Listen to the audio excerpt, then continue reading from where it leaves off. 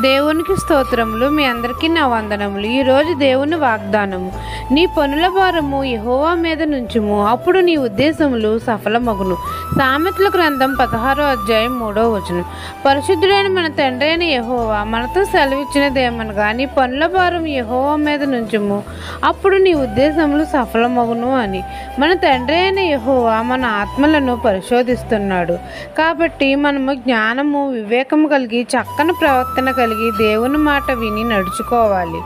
మనమందరము దేవుని ఉద్దేశములు మన చెవిని యొగ్గి దేవుని నుండి అనేకమైన మేలులు పొందాలి. మన పనుల భారము యెహోవా మీద ఉంచినప్పుడు తండ్రి మన ఉద్దేశములు సఫలం చేస్తాడు.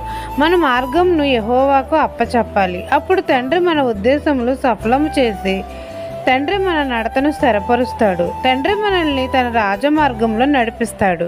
ఈ దిన వాగ్దానము నా జీవితంలో నెరవేరాలని కోరుకుంటూ దేవుని సువార్త పరిచర్యలో మీ సహోదరి. ఆమెన్.